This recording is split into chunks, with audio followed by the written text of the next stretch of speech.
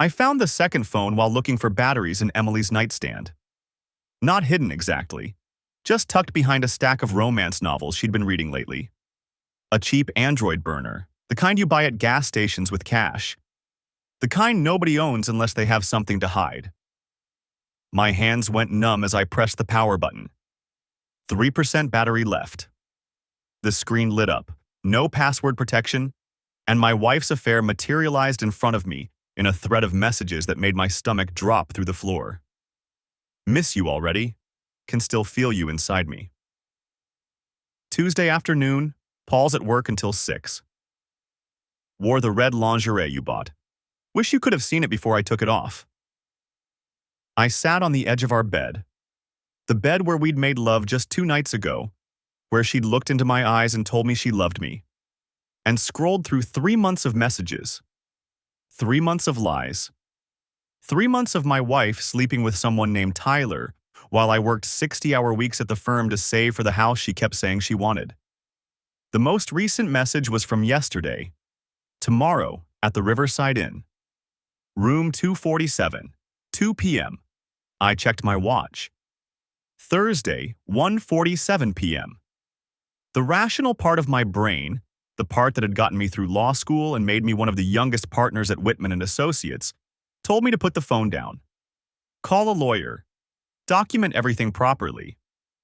But the other part, the part that had just watched his 7-year marriage evaporate in a string of text messages, was already grabbing my car keys. The Riverside Inn was a mid-range hotel off Highway 9, the kind of place that catered to business travelers and people who didn't want to be seen. I'd driven past it 1,000 times on my way to the courthouse in Raleigh. Never thought I'd be pulling into the parking lot with my heart hammering against my ribs and my hands shaking on the steering wheel. Emily's white Honda Civic sat in the 3rd row. I'd helped her pick it out last year for her birthday. There was still a dent in the rear bumper from where she'd backed into a post at the grocery store, and I'd told her not to worry about it, that it gave the car character. I parked 3 spaces down and pulled out my phone. My real phone.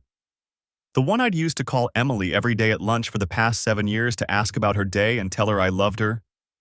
The one I'd used to send her stupid memes that made her laugh and photos of dogs I saw on my morning runs. I opened the camera and started taking pictures. Her car, the license plate, the timestamp. Then I walked into the lobby like I belonged there, like my entire world wasn't crumbling with each step. The clerk at the front desk barely looked up from her computer. I walked past her to the elevator, pressed the button for the 2nd floor, and tried to remember how to breathe. Room 247 was at the end of a long hallway that smelled like industrial carpet cleaner and broken promises. I could hear the TV through the door, some daytime talk show with canned laughter that seemed obscene given what was happening on the other side. I raised my hand to knock, then stopped. What was I doing? What did I think would happen when I opened this door? Did I want to see it? Did I need to see it to make it real? The decision was made for me when the door opened and a man stepped out. Tall, younger than me by maybe 5 years, wearing jeans and a t-shirt that showed off the kind of physique you got from having time to go to the gym instead of working late every night to provide for your family. We stared at each other for 3 full seconds. "Who the hell are you?" he said. Before I could answer, Emily appeared behind him, wrapped in the hotel bathrobe, her hair wet from a shower. The color drained from her face when she saw me. "Paul," she whispered, the sound of my name in her mouth, the same mouth that had kissed me goodbye this morning, that had smiled at me over breakfast, that had told me to have a good day at work, made something inside me snap. "Get dressed," I said. My voice came out steady, cold. I didn't recognize it. "We're going home to talk about this." "Paul, I can explain." I said get dressed. Tyler, I assumed this was Tyler, stepped forward. "Look, man, maybe you should." I turned to him, and whatever he saw in my face made him stop talking. "You should leave. Now. Before I forget that I'm a lawyer, and remember that I'm also a human being who's about to lose everything he cares about." He looked at Emily. She nodded, tears streaming down her face now. He grabbed his jacket from inside the room and walked past me without another word. I heard his footsteps retreat down the hallway, then the elevator ding. Emily stood in the doorway, clutching the bathrobe closed. "How did you find out?"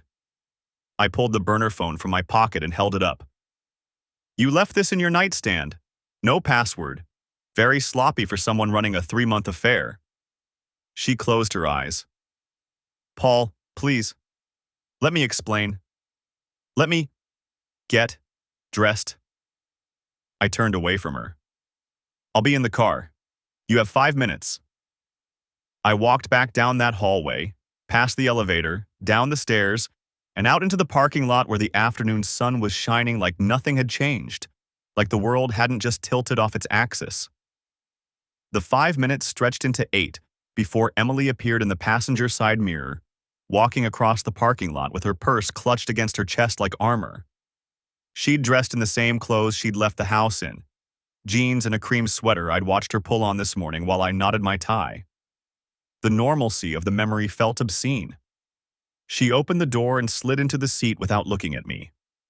The smell of hotel soap and shampoo filled the car, different from what we kept at home. Even that felt like a violation. She'd showered in that room, with him, using those little bottles that thousands of strangers had used before. I started the engine. "Paul, not here." My voice came out flat. "Not in this parking lot." The drive home took 23 minutes.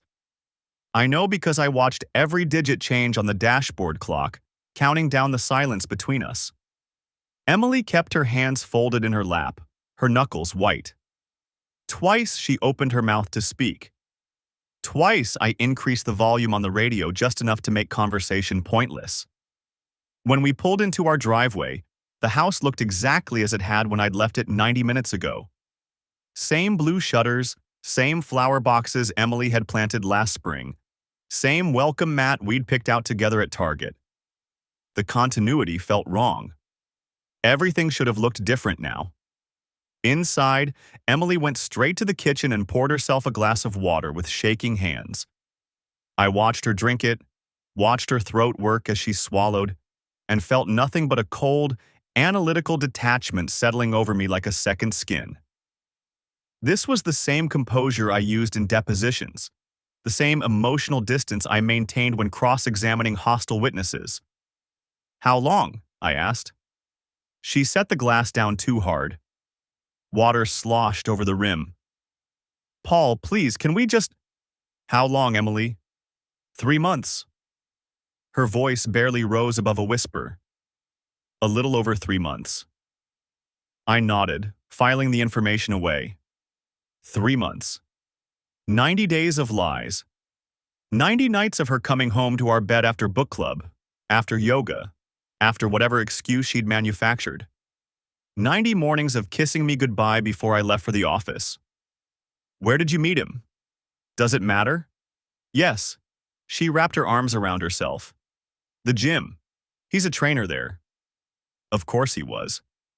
I thought of the new gym membership she'd gotten in January, how proud I'd been that she was prioritizing her health, how I'd encouraged her to go, to take time for herself while I worked late. "And book club?" I asked. "Was there ever actually a book club?" "There was at first." She looked at the floor. "It fell apart after a few weeks, but you were always working and I kept using it." "So you could meet him?" "Yes." The admission hung between us. I walked to the living room and sat in the armchair, not the couch where we usually sat together, but the chair that was mine alone. Emily followed, hovering in the doorway like she wasn't sure she was allowed to enter. "Why?" I asked, though I already knew the answer. I'd read it in those messages. "You make me feel alive. I need you." "He's always working. He doesn't even notice." "You're never here," she said, and there it was. "You work 60, 70 hours a week. When you are home, you're checking emails or thinking about cases. I felt invisible. So you found someone who made you visible." "It's not—" She stopped, started again. "I know how it sounds." I know there's no excuse, but Paul, we haven't really talked in months. We haven't been us. And whose fault is that? The question came out sharper than I intended. I was working those hours for us, for this house, for the life we're building. I didn't ask for this house. Her voice rose. I asked for you. I asked you to come home for dinner. I asked you to take a vacation. I asked you to notice me. By leaving a burner phone in your nightstand? I pulled it from my pocket and set it on the coffee table between us. You weren't even careful, Emily. You left it right there, unlocked, with everything on it. She stared at the phone like it was a snake. I didn't think you'd ever look. Because I trusted you. The words landed like a physical blow. She flinched, tears spilling down her cheeks. I'm sorry. God, Paul. I'm so sorry. It was stupid and selfish, and I hate myself for it. But please, can we try to work through this? Can we go to counseling or… No. The finality in my voice stopped her mid-sentence. I'm a lawyer, Emily. Do you know what I do all day? I build cases. I gather evidence. I document everything. I gestured to the phone. And you just handed me 3 months of documentation. Time-stamped messages, hotel receipts, pictures. Her face went pale. What are you saying? I'm saying this marriage is over. Paul, please. I'm saying you need to find somewhere else to stay tonight. This is my house too. Then I'll leave. I stood, pulling my car keys from my pocket. But one of us is leaving right now, because I can't be in the same room with you anymore. She was crying harder now, that ugly kind of crying that makes your whole body shake. Part of me, some distant, buried part, wanted to comfort her. 7 years of marriage had trained me to respond to her tears. But the larger part, the part that had driven to that hotel and stood in that hallway, felt nothing but ice. I love you, she said desperately. I made a terrible mistake, but I love you. You loved him too. I picked up the burner phone and read from the screen. I've never felt this way about anyone. That's from 2 weeks ago. I didn't mean… Last night was perfect. I wish I could wake up next to you every morning instead of going home to him. I looked up at her. Which part didn't you mean exactly? She had no answer for that. I walked past her to the bedroom and pulled an overnight bag from the closet. Threw in enough clothes for a few days, my toiletries, my laptop. Emily followed me, pleading, but her words washed over me like white noise. I was already gone, mentally cataloging what I'd need. A good divorce attorney, copies of our financial records, documentation of our assets. The burner phone would make everything clean. No he said, she said. No drawn-out custody battles over who was at fault. Just evidence, clear and irrefutable. At the front door, I turned back to look at her one last time. She stood in the hallway with mascara running down her face, looking small and broken and nothing like the woman I'd married. I'll have my attorney contact you next week, I said. Don't call me unless it's an emergency. Paul. I closed the door on whatever she was going to say.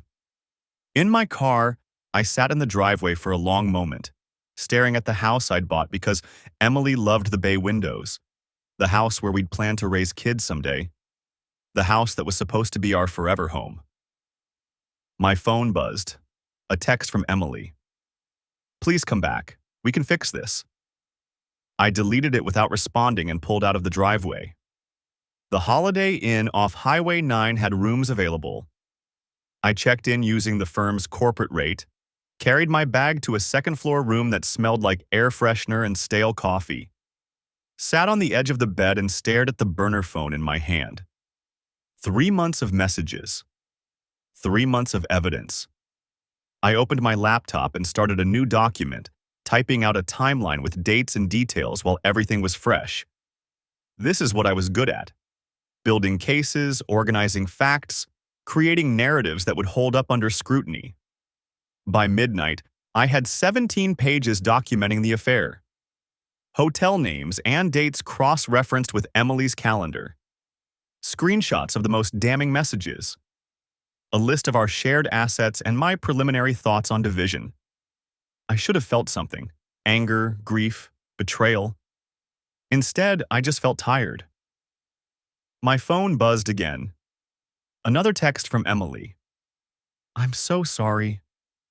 I turned the phone face down and closed my eyes, listening to the sound of footsteps in the hallway above, the hum of the ice machine down the corridor, the white noise of strangers living their lives in adjacent rooms. Tomorrow, I'd call Bradley Whitman and ask for a referral to the best divorce attorney in Raleigh. Tonight, I just needed to sleep. The Ring notification pinged at 11:47 p.m. on a Tuesday, 3 weeks after I'd moved into the Marriott extended stay on Benson Boulevard. I'd been reviewing discovery documents for the Whitman case, yellow highlighter in hand, when my phone lit up with motion detected at the house. Our house. The house I still paid the mortgage on while sleeping in a room that smelled like industrial air freshener and other people's regrets. I almost dismissed it. Emily coming home late from another yoga class or dinner with friends. The new lies that replaced the old ones. But something made me open the app. Maybe the lawyer in me that couldn't stop gathering evidence even when the case was already won. The footage loaded in grainy black and white, the timestamp glowing in the corner. The back gate, the one that opened onto the alley behind our property, swung inward. A figure slipped through, moving with the careful deliberacy of someone who didn't want to be seen from the street. I knew that walk. I'd watched it on hotel security footage, striding away from room 247 with his gym bag slung over one shoulder. Tyler. He glanced up once and the porch light caught his face full on. The camera captured every detail, the sharp jawline, the slight smirk, the confidence of a man who thought he'd gotten away with something. My hands went numb around the phone. I scrolled back through the footage, checking the dates. There, last Thursday at 10:15 p.m., the same back gate, the same furtive entrance, and before that, the previous Tuesday at 11:03 p.m. I kept scrolling, my stomach tightening with each clip. 6 visits in 3 weeks. Always late. Always through the back gate. Always on nights when Emily had mentioned book club. Book club. The one that had supposedly disbanded months ago, according to her tearful confession in our kitchen. The cover story she'd claimed to abandon. I saved each clip to my laptop, creating a folder labeled with dates and timestamps. 17 minutes of footage in total. 17 minutes of my wife letting her lover into our home while I paid for hotel rooms and drafted settlement offers. The lawyer in me noted the evidence. The husband in me felt something crack. I grabbed my keys. The drive took 12 minutes. I knew because I watched the dashboard clock the entire way, my knuckles white on the steering wheel. Every traffic light felt like a personal insult, each red signal giving me time to think about what I'd find when I arrived. The house was dark, except for the bedroom window. Our bedroom window. The light glowed warm and intimate behind the curtains we'd picked out together at Pottery Barn, back when we still meant something. I parked 3 houses down and pulled up the Ring app again. The live feed showed the back gate closed, the porch empty. But Emily's car sat in the driveway, and Tyler's silver Civic was parked 2 blocks over on Maple Street, just far enough to avoid notice from the front of the house. I'd memorized his license plate from the hotel parking lot. Some details you don't forget. My phone buzzed. A text from Emily. Working late again? The audacity of it settled over me like ice water. I typed back, finishing up soon. Don't wait up. 3 dots appeared, then disappeared. Then, miss you. I put the phone in my pocket and got out of the car. The front door opened silently. I'd oiled the hinges myself 6 months ago, tired of the squeak that announced my late arrivals home. Another small irony in a growing collection. The house smelled like her perfume and something else. Cologne I didn't recognize but remembered from the hotel hallway. My stomach turned. Voices drifted down from upstairs. Low murmurs, then laughter. Emily's laugh, the one she used to give me before 60-hour work weeks became 70-hour work weeks. I walked to the living room and picked up the TV remote. The smart TV connected to our home security system with a few button presses, a feature the installer had demonstrated with pride. "You can review footage right here in 4K, he'd said. Crystal clear. Crystal clear. I pulled up the most recent clip and paused it on Tyler's face, frozen in the porch light's glow. Then I turned the volume up. Way up. The voices upstairs went silent. I sat down on the couch, the remote in my hand, and waited. Footsteps on the stairs. Quick, panicked. Emily appeared in the doorway wearing the silk robe I'd bought her for our anniversary, her face pale in the TV's glow. "Paul." My name came out like a prayer or a curse. "I thought you were working late?" I pressed play on the remote. The footage rolled, showing Tyler's approach, the gate opening, his face clear as a photograph. "Funny, so did I." She moved toward me, one hand extended. "Let me explain. Book club." I paused the video again, freezing Tyler mid-stride. "That's what you told me. Book club disbanded, you were done lying, we could move forward with the separation like adults." "Paul, please." 6 times. I pulled up the saved clips, each thumbnail showing the same scene. 6 times in 3 weeks. Always the back gate, always late, always while I'm paying for a hotel room so you can have space to figure things out. Tyler appeared at the top of the stairs, shirtless, holding his jeans. The same jeans he'd been pulling on in room 247 when I'd knocked on the door. "Man, I didn't know," he started. "Get out." I didn't raise my voice, didn't need to. "Front door, now. And if I see you on my property again, I'm calling the police." He looked at Emily. She nodded, tears streaming down her face, and he retreated upstairs to finish dressing. Emily sank onto the arm of the chair across from me. "I'm sorry. I'm so sorry. I know I said it was over. I know I promised." "The Ring system." I held up my phone, showing the app. Motion alerts go straight to my phone. Every time someone opens that gate, I get a notification. Every single time. Her face crumpled. I didn't think, "No, you didn't." The remote creaked in my grip. "You didn't think I'd check.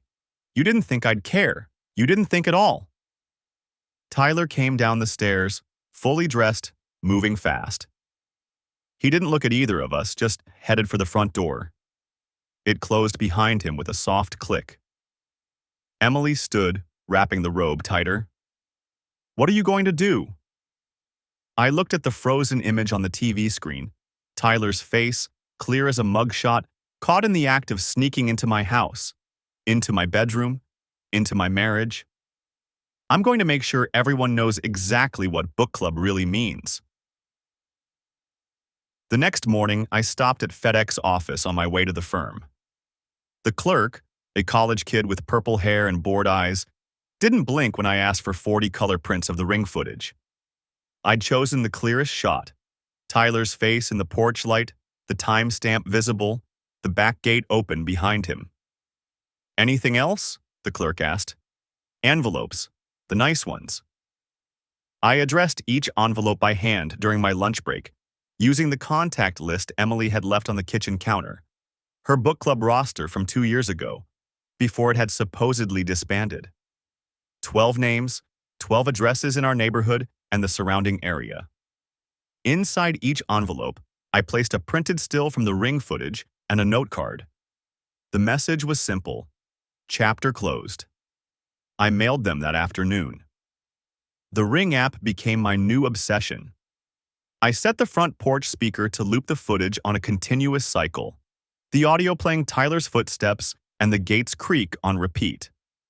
24 hours a day, 7 days a week. Anyone who approached our front door got the full show, video and audio, crystal clear in 4K resolution. Emily called 16 times the first day. I didn't answer. Her voicemails progressed from angry to pleading to desperate. "Turn it off, Paul. Please. The neighbors are asking questions." My mother drove by. She heard it. She's not speaking to me. "Someone threw eggs at my car. Paul, please, I'm begging you." I saved every voicemail for my attorney. The remote had cracked in my fist that first night, a spiderweb fracture across the plastic casing.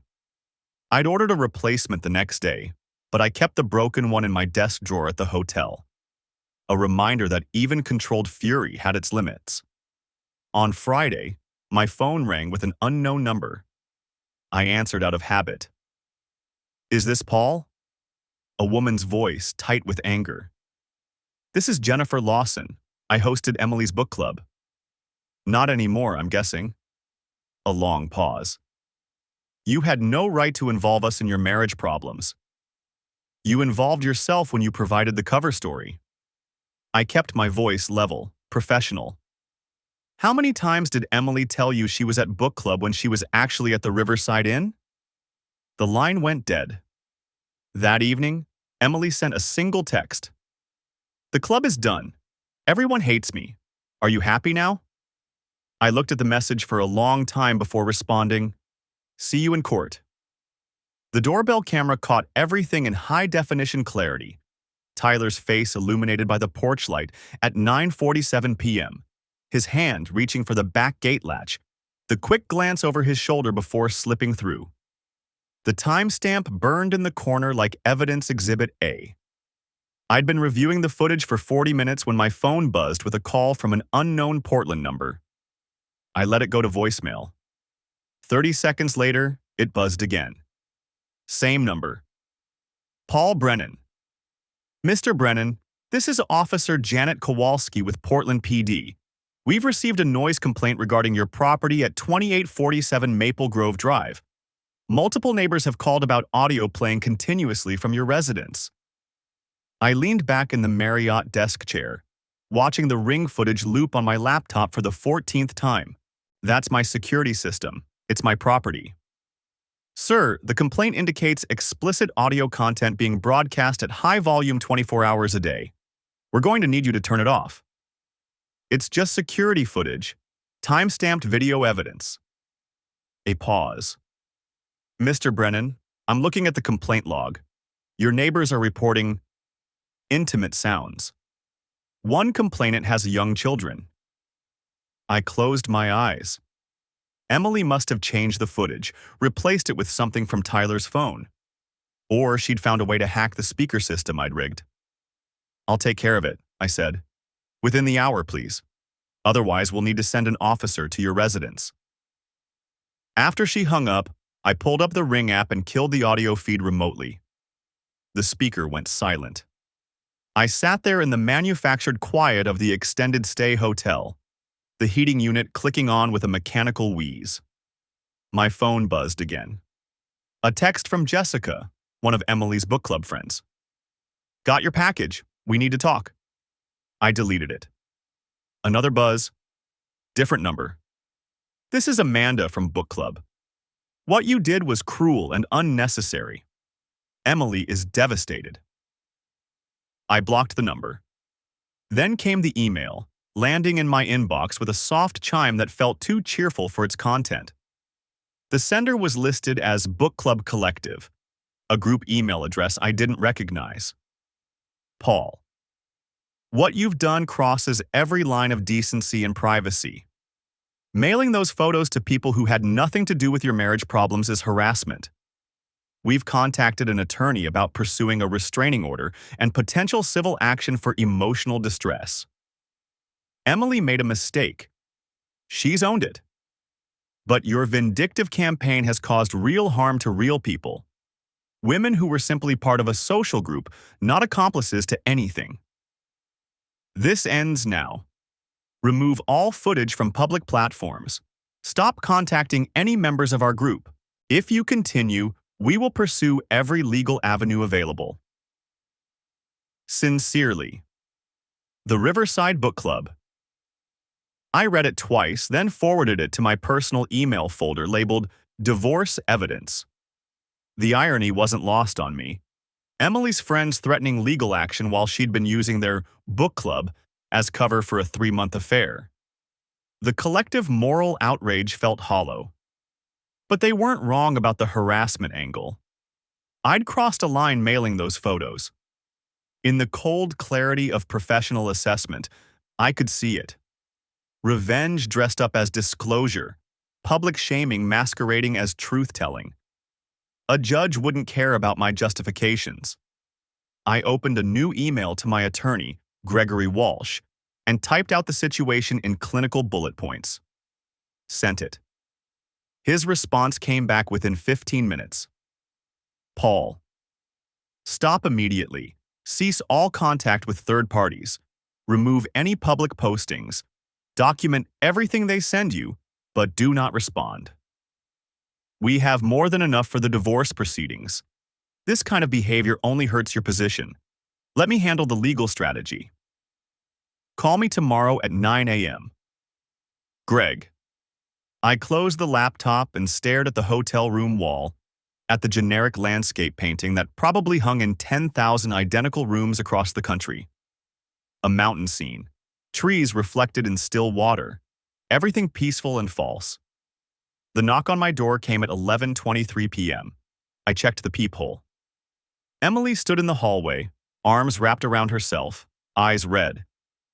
I know you're in there, Paul. Your car's in the lot. I didn't open the door. Please, 5 minutes. That's all I'm asking. Call my attorney. I'm not here about the divorce. Her voice cracked. I'm here about what you did to Jessica, to Amanda, to people who never did anything to you. They enabled you. They didn't know. She pressed her palm against the door. God, Paul, they didn't know. The book club disbanded 8 months ago. I kept using it as an excuse because you never questioned it. You never asked about the books or who was hosting or anything. You just nodded and went back to your case files. I opened the door halfway, keeping the chain lock engaged. So this is my fault?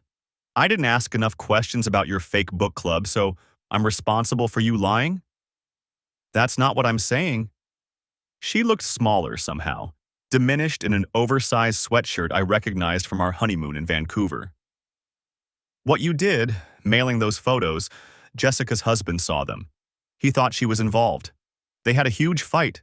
She's staying with her sister now. Not my problem. Amanda's kids found the envelope before she did. Her 10-year-old daughter saw a picture of a strange man sneaking into someone's yard at night. She's been having nightmares. Something cold settled in my chest. You should have thought about collateral damage before you brought Tyler into our home. I know. Tears tracked down her face. I know what I did was unforgivable. I'm not here to defend that. I'm here to ask you to stop hurting innocent people because you want to hurt me. I stopped the audio loop. The damage is done, Paul. The whole neighborhood knows. My parents know. Your parents know. Everyone knows. You've made your point. I started to close the door, but she pushed against it, desperate. I signed the papers, she said quickly. Greg's office sent them over this afternoon. I signed everything. No contest.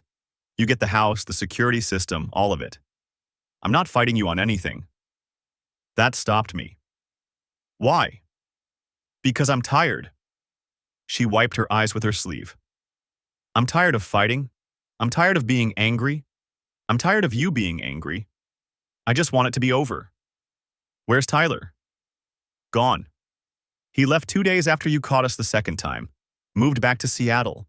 He didn't sign up for this level of drama. Good. She laughed, a broken sound. Yeah. Good.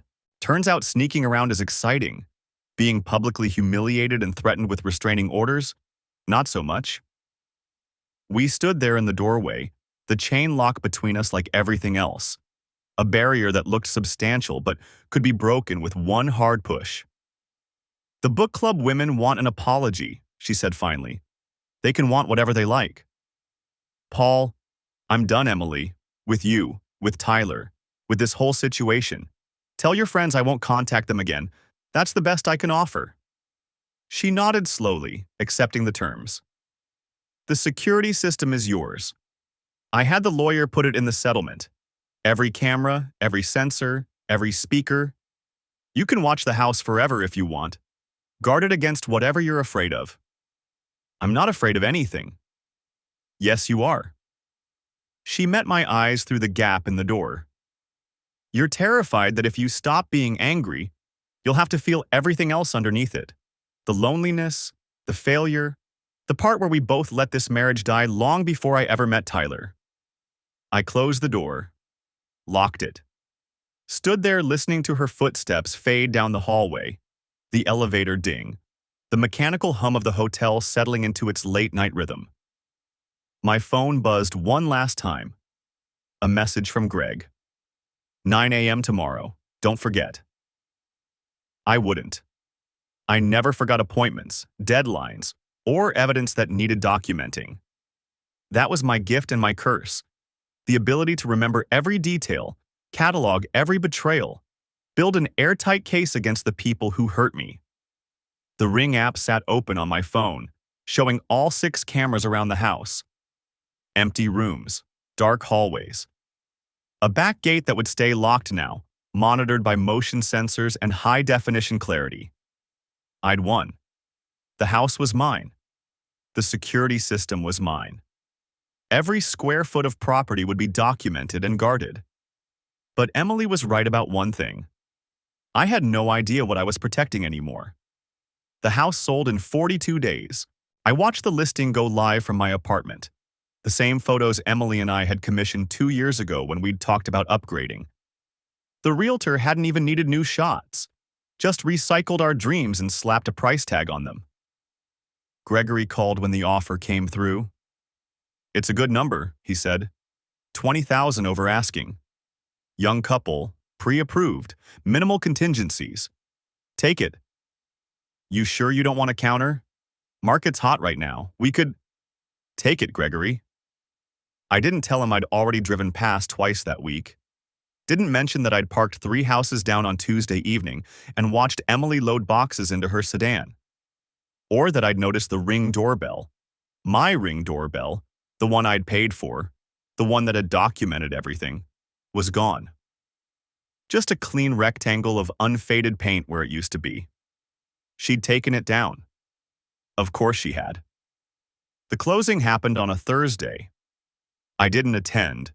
Gregory handled the paperwork while I sat through a deposition in Wilmington. My phone buzzed at 3:47 p.m. with the wire transfer confirmation. My half of the proceeds, minus Emily's buyout of my share of her car, minus the settlement costs, minus everything that could be divided and quantified and distributed according to North Carolina's equitable distribution laws. $263,000. I stared at the number until my phone screen went dark. That night, I drove to the old neighborhood.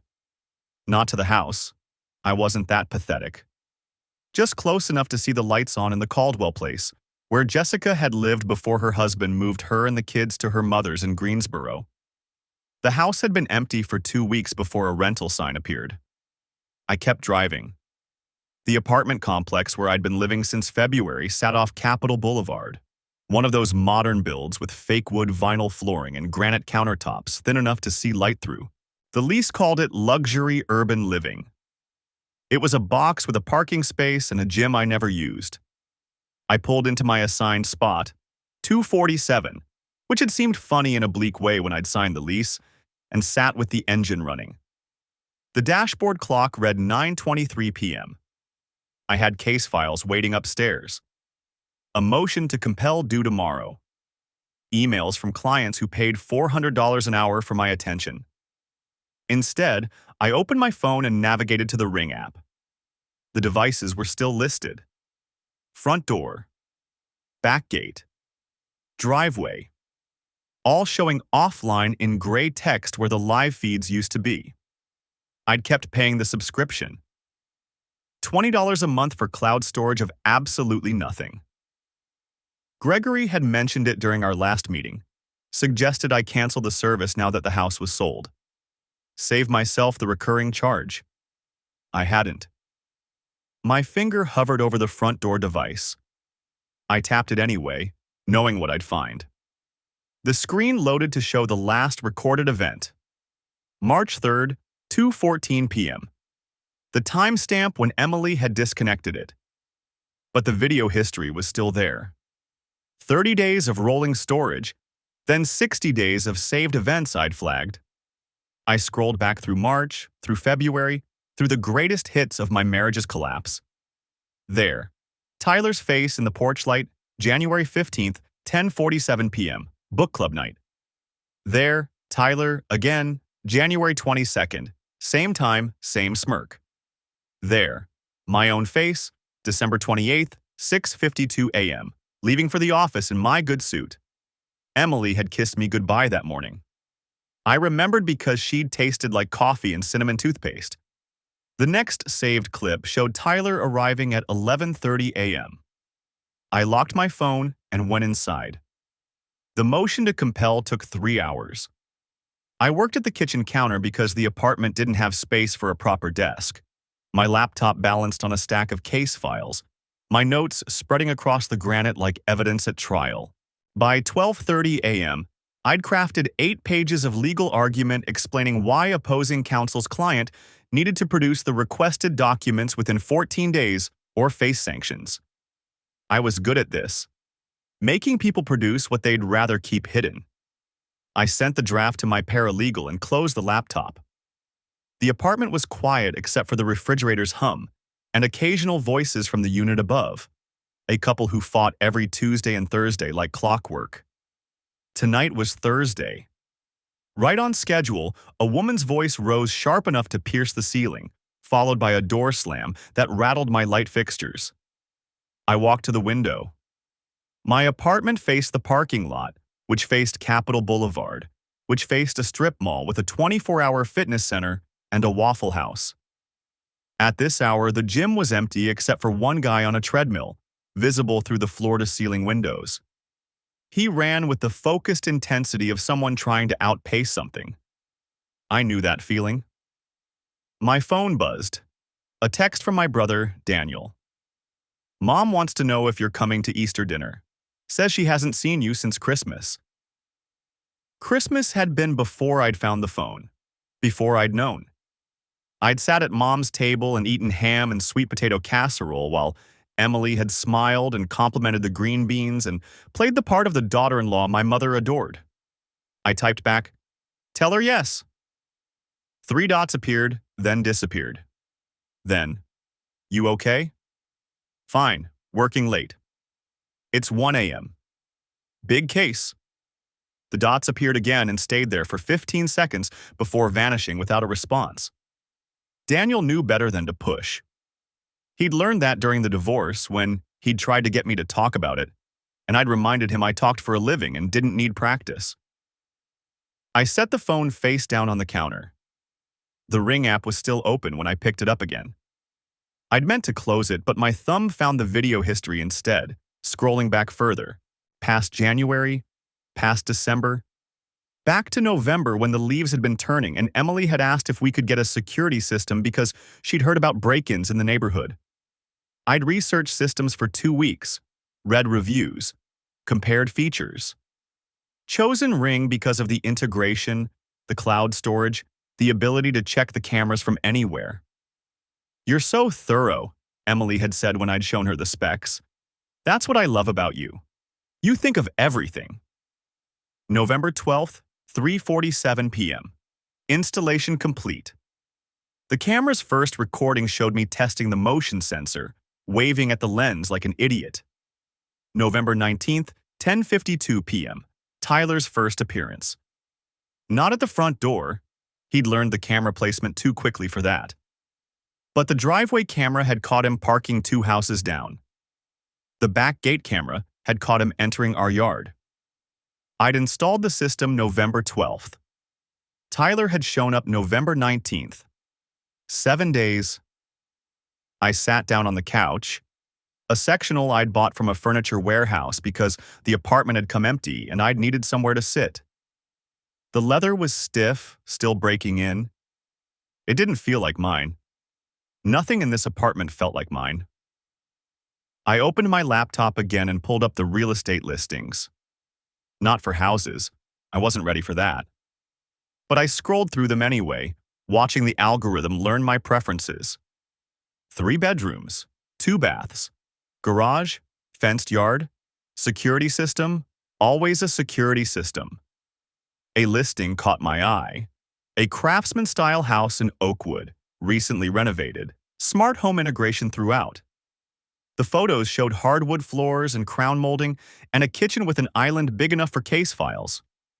The backyard had a privacy fence and motion sensor lights. The price was reasonable. Well within my budget now, with the settlement money and my salary, and no one to spend it on but myself. I bookmarked it, then I unbookmarked it. Then I closed the laptop and went to bed, where I didn't sleep, just stared at the ceiling and listened to the couple upstairs reconcile with the rhythmic creak of bed springs against my wall. At 6 a.m., my alarm went off. I showered, dressed, made coffee in the single-serve machine that had been Emily's before it became mine by default. The motion to compel was due by noon. I had a client meeting at 9 and a conference call at 11. I was pulling out of the parking lot when my phone rang. Unknown number. I answered anyway. Paul Brennan. Mr. Brennan? A woman's voice, unfamiliar. This is Christine Odom. I'm the realtor who sold your property on Whitfield Street? Yes. I'm calling because the new owners had their home inspection yesterday and, well, there's a situation with the security system. My hands tightened on the wheel. The system was removed. Not exactly. The cameras were removed, but the wiring is still there, and apparently there's still an active account running on the system. The new owners tried to set up their own service and discovered the previous account is still linked to the property. They're getting error messages. I merged onto the highway. I'll cancel the subscription. There's another issue, she paused. The cloud storage. They're concerned about privacy, Mr. Brennan, about what might still be accessible from when you lived there. The recordings are on my account. They can't access them. Yes, but you can access recordings of their home now. They're asking if you'd be willing to delete the account entirely, not just cancel the service, for their peace of mind. I thought about the video history. 3 months of evidence. Tyler's face in the porch light. Emily's lies documented frame by frame. The proof I'd needed, had used, had won with. Mr. Brennan? Tell them I'll take care of it today. Thank you. They'll appreciate that. They're a nice young couple expecting their first baby. They just want to feel safe in their new home. She hung up. I drove to the office and logged into Ring from my desktop. The account settings loaded. Delete account. Permanent action. All videos will be erased. My cursor hovered over the button. In the video history, January 15th still waited. And January 22nd. And 27 other dates when I'd caught them. When I'd known. When the cameras had given me certainty in a marriage built on smoke. I clicked delete account. The confirmation dialog appeared. Are you sure? This cannot be undone. I was sure. The screen went blank. Then, account successfully deleted. I closed the browser and opened my case files. The motion to compel wasn't going to write itself. The email from the real estate agent arrived on a Tuesday morning, 2 weeks after I'd deleted the Ring account. Subject line, thought you'd want to know. I almost deleted it without reading. Ashley Kimball had been Emily's choice, not mine. One of those aggressively cheerful women who peppered every sentence with exclamation points and talked about curb appeal, like it was a religious experience. But something made me click. Paul. I hope this message finds you well. I wanted to reach out because something unusual happened with the property on Magnolia Street. The new owners, the Davidsons, had to call the police yesterday. Apparently, someone has been repeatedly ringing their doorbell at odd hours, 3 a.m., 4 a.m., and running before they can answer.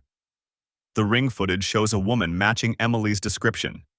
They're considering a restraining order. I thought you should know in case this becomes a legal matter. Hope you're settling into your new place. Best, Ashley. I read it 3 times. The coffee in my hand had gone cold. Emily. At the house. Our house. Except it wasn't our house anymore. Hadn't been for 6 weeks. The Davidsons had moved in with their 2 kids and a golden retriever. The kind of wholesome family that probably had game nights and took camping trips. The kind of family Emily and I had talked about becoming, back when we still talked about the future instead of who got the Le Creuset cookware. I forwarded the email to Gregory Walsh without comment. He called 14 minutes later. "This is harassment," he said, skipping pleasantries. "Clear cut. But here's the thing. Do you want to pursue it?" I stood at my apartment window looking down at the parking lot. 17 floors up, the people looked like ants. "What do you mean?" "A restraining order puts you back in contact with her. Court appearances, paperwork, the whole dance. You've been clean for 2 months. Sometimes the best revenge is complete absence. She's terrorizing strangers. Strangers who have a functioning security system and local PD on speed dial. The Davidsons can handle this themselves. The question is whether you want to get pulled back into Emily's orbit." I thought about the last time I'd seen her, signing the divorce papers in Gregory's conference room. She'd worn a navy dress I didn't recognize, her hair shorter than I'd ever seen it. She hadn't looked at me once during the entire proceeding. Just signed her name in 7 places, stood up, and left. Tyler had been waiting in the parking garage, I'd learned later. They'd driven to Asheville for the weekend, posted photos at the Biltmore estate like they were on some kind of victory tour. "Let the Davidsons handle it," I said. "Smart. I'll send them a courtesy email offering to provide background if needed, but you stay out of it." He hung up. I deleted Ashley's email and went back to the brief I'd been reviewing, something about a commercial lease dispute that suddenly felt impossibly trivial. Words swam on the screen. At 3 a.m., running before they could answer. What was Emily doing? The answer came 3 days later, not from Gregory or Ashley, but from a number I didn't recognize. I was at my desk, halfway through a deposition transcript, when my phone buzzed. "This is Jennifer Davidson. Ashley gave me your number. I hope that's okay. Can we talk?" I stared at the message.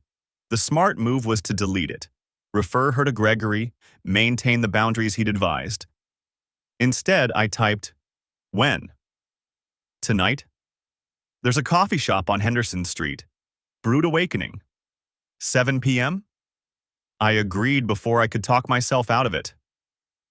Jennifer Davidson was younger than I'd expected, maybe 32, with tired eyes and paint-stained jeans. She was already at a corner table when I arrived, nursing what looked like chamomile tea. "Thank you for meeting me," she said as I sat down. "I know this is weird. Ashley said you might not want to be involved." Ashley was probably right. She smiled, but it didn't reach her eyes. "Your ex-wife came to our door this afternoon. Not the doorbell thing. Actually knocked, in broad daylight." My stomach tightened. What did she want? She asked if she could come inside. Said she'd left something important in the attic. Something personal that the movers must have missed. Jennifer wrapped both hands around her mug. I told her no, obviously. Told her to contact her lawyer if she needed to retrieve property. But she just stood there on the porch crying, saying she'd made a terrible mistake. The affair wasn't a mistake. It was 3 months of deliberate choices. That's not what she meant. Jennifer leaned forward.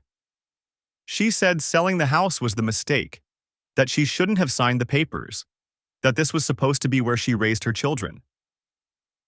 The coffee shop suddenly felt too warm, too bright.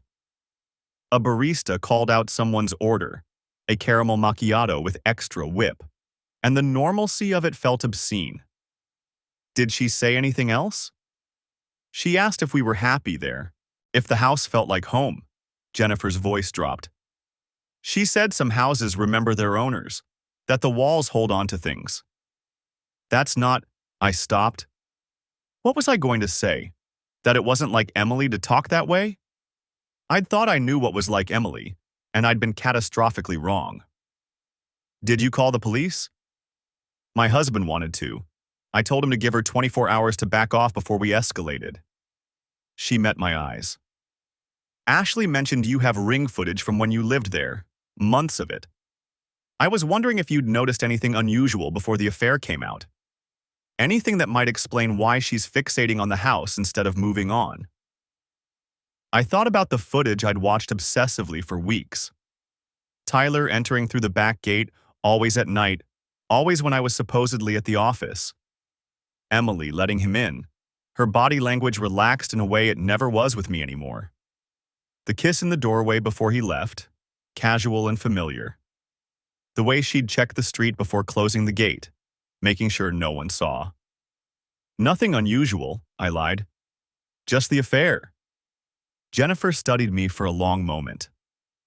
Ashley also mentioned you had the ring speaker playing footage on a loop, that the neighbors complained. Heat crept up my neck. That was a mistake. I was angry. I'm not judging. I'm trying to understand what I'm dealing with. She pulled out her phone, tapped a few times, then turned the screen toward me. This is from our doorbell camera. Last night, 3:47 a.m. The footage was grainy but clear enough. Emily stood on the porch in what looked like pajamas and a coat, her finger hovering over the doorbell. She didn't press it. Just stood there, staring at the door like she was trying to see through it. After 43 seconds, she turned and walked away. She's done that 6 times in the past week, Jennifer said quietly, just standing there. Sometimes she touches the door. Once she sat on the steps for 20 minutes. I'll talk to her, I heard myself say. You sure that's a good idea? No, I wasn't sure of anything anymore. But the image of Emily on that porch, haunting a house that wasn't hers, wearing pajamas at 4 a.m., it hollowed something out in my chest. I'll handle it, I said. I didn't have Emily's new number. She'd changed it after the divorce, part of her fresh start with Tyler. But I knew where she was living, a condo in the Riverside development, one of those modern complexes with a yoga studio and a dog park. Tyler's name was on the lease. I drove there after leaving the coffee shop, not letting myself think too hard about what I was doing. Breaking Gregory's cardinal rule, complete absence. But Jennifer Davidson didn't deserve to be terrorized because Emily was having some kind of breakdown. The building directory listed them in Unit 412. I pressed the buzzer. Silence. Then, hello? Tyler's voice, wary. It's Paul Brennan. I need to talk to Emily.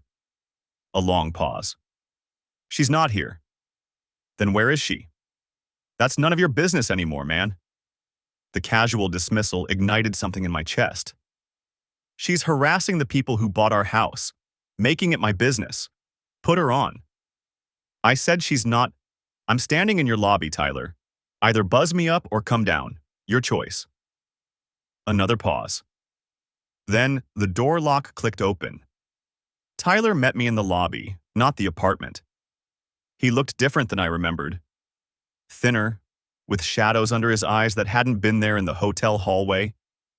The gym-sculpted confidence had deflated into something closer to exhaustion. She's at the house, he said without preamble. Your old house. She goes there most nights. I can't stop her. Why didn't you call the police? He laughed, bitter. And say what? My girlfriend is obsessed with her ex-husband's house? They'd tell me to handle my relationship problems myself. He shoved his hands in his pockets. Besides, she's not doing anything illegal, just standing there, looking. The Davidsons are filing a restraining order. Good. Maybe that'll snap her out of it. He met my eyes. You broke her, you know. The photos you mailed, the speaker loop, all of it. She hasn't been right since. I broke her? The words came out sharp. She was sleeping with you in my bed while I paid the mortgage. Yeah, and she paid for it. Lost all her friends. Her family won't talk to her. Everyone in a 5-mile radius knows what she did. You made sure of that. He stepped closer. But it still wasn't enough, was it? You had to keep twisting the knife. I wanted to argue, to defend myself, to explain that I'd only wanted the truth documented. But standing there in that sterile lobby with its fake plants and motivational artwork, I couldn't find the words. Where is she now? I asked instead. Where do you think? The house looked different with the Davidsons living in it. They'd planted flowers in the beds Emily used to tend, hung a tire swing from the oak tree in the front yard. A basketball hoop stood in the driveway where my car used to park. It looked like a home where people were happy. Emily sat on the curb across the street, her arms wrapped around her knees. She didn't notice my car until I parked behind her sedan. Paul. My name came out flat, unsurprised. Tyler called you. Jennifer Davidson called me first. I sat down on the curb next to her, maintaining a careful distance. You need to stop coming here. I know. They're filing a restraining order. I know that too. We sat in silence, watching the house. A light turned on in the upstairs bedroom, our bedroom, once. Through the window, I could see a child's mobile hanging from the ceiling, casting shadows on walls that used to be painted the blue-gray Emily had picked out from 50 sample cards. I can't stop thinking about it, she said finally. The night you found the phone. If I'd just hidden it better, if I'd been more careful. That's what you regret? Not being more careful? No. She pulled her knees tighter. I regret that we got to that point at all. That I was so lonely I looked for someone else instead of fighting for us. That you were so buried in work you didn't notice I was drowning. She turned to look at me. That we both let it die without even trying to save it. You didn't give me a chance to try. Would you have? Honestly? Her eyes were dry, past tears.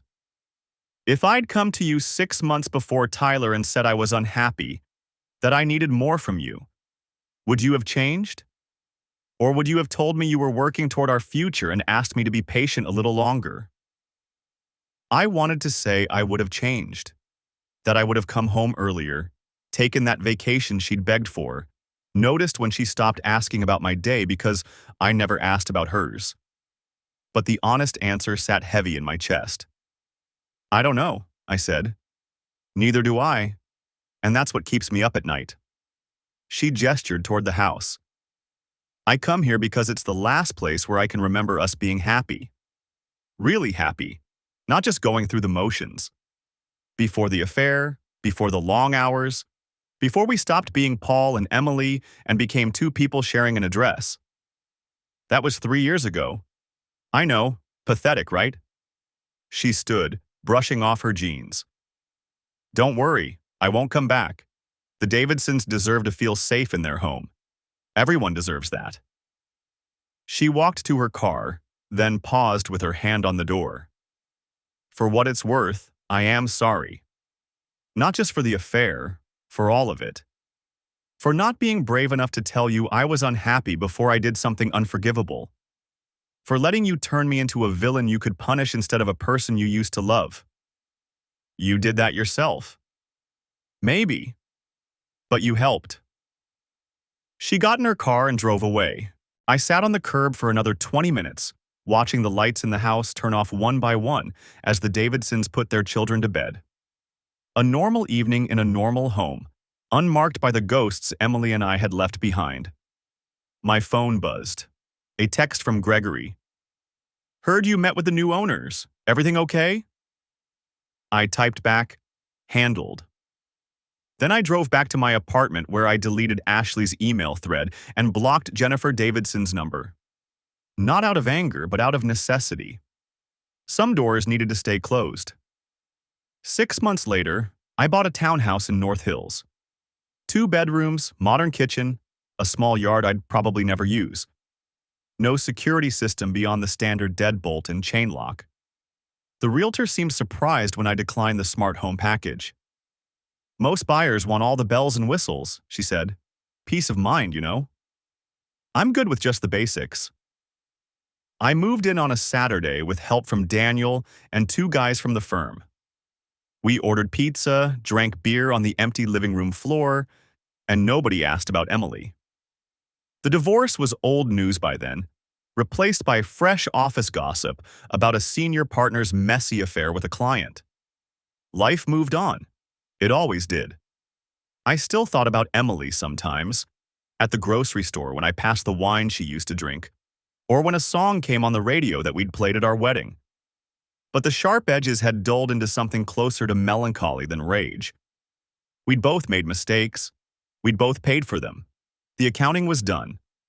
One evening in late September, I was leaving the office when I saw her across the street, walking out of a restaurant with Tyler.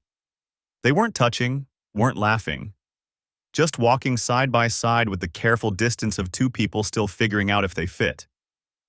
She saw me at the same moment. We locked eyes across 4 lanes of traffic, and for a heartbeat, I saw everything we'd been and everything we'd destroyed.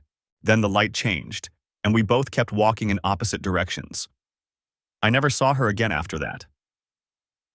The thing about surveillance is that it only shows you what happened, never why. The cameras captured Tyler entering through the back gate, but they couldn't record the loneliness that made Emily open it. They documented my late nights at the office, but missed the moment when work became an escape instead of a necessity. They preserved every betrayal in high definition, but couldn't explain how two people who'd promised forever had settled for convenient. I'd wanted proof, and I'd gotten it. Evidence that held up in court, that justified my anger, that made the divorce clean and simple. But proof didn't heal anything. It just made the wound official. In the end, the security system had been right about one thing. There was an intruder in my home. But it wasn't Tyler sneaking through the back gate at midnight. It was the distance that had crept in so gradually we'd stopped noticing it was there. The silence over dinner, the separate bedrooms we'd justified as practical, the slow drift from intimacy into cohabitation. By the time I'd installed those cameras, I was already recording a crime scene. The house on Magnolia Street belongs to the Davidsons now. I hope they're happy there. I hope they have game nights and family dinners and all the normal chaos that makes a house a home. I hope they never need to know what happened in those rooms before they arrived. As for me, I learned that you can document everything and understand nothing. That revenge feels righteous until it's done, then just feels empty. That marriage dies the same way it lives, in 1,000 small moments too ordinary to record. I still practice law. I'm still good at building cases, at finding the truth in documents and testimony. But I don't take divorce cases anymore. There are some truths I'd rather not uncover. And I never bought another security system. Some things are better left unwatched.